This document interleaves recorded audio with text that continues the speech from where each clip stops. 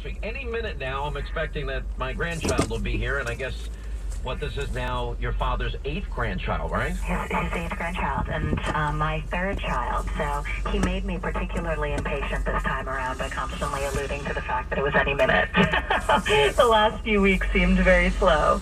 Well, I remember one time I saw you in the office. This was before, maybe your first, maybe your second child, I don't know. But you worked right up until you gave birth. You worked, I think, up until the day before, right?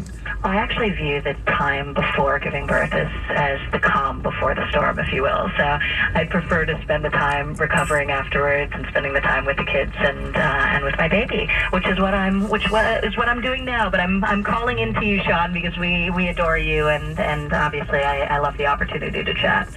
So not quite on the trail per se, but at home enjoying the baby. You'll be back on the trail. I have no doubt pretty soon. Let me ask you about your dad and all the charges. Every time it comes up that your dad, comments that he has made. I asked this of Melania last night. Is really simple. Is that do people have a wrong perception of him? Does he say things that drive you nuts? Does he tweet things that drive you nuts? Well, he's my father, so of course, right? That's what parents do. So I remember, especially in my teenage years, that was particularly true or thought by me. But no, I think he's incredibly blunt.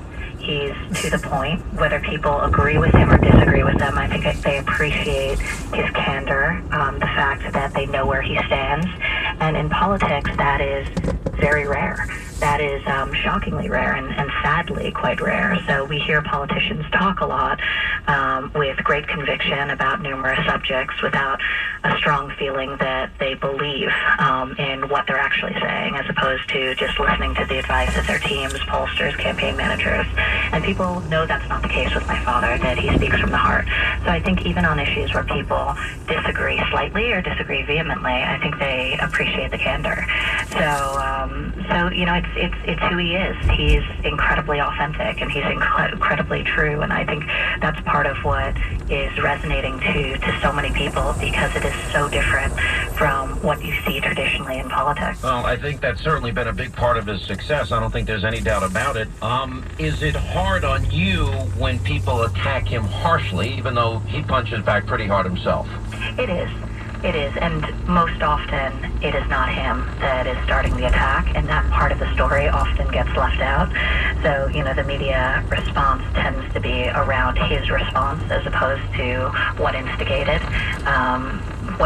that response. So it has been interesting to watch that cycle after cycle as people have instigated arguments with him and he's responded forcefully.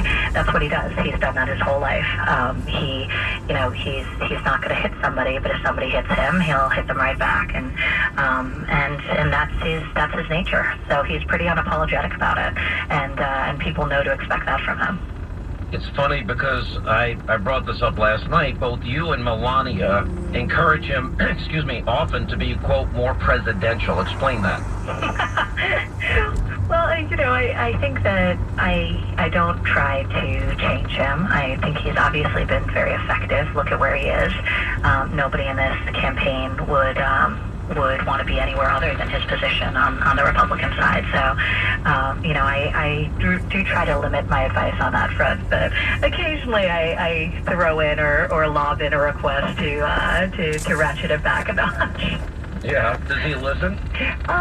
It depends what day of the week. Occasionally. Yeah. He's shown very good instincts for politics. We are not a political family. We have not been in politics. We're, certainly not a family of politicians. This is not a family business per se. And he's really taken the country and arguably the world by storm. And it's an incredible thing. So, who am I to challenge him in terms of his methodology for doing that? He's been very, very successful.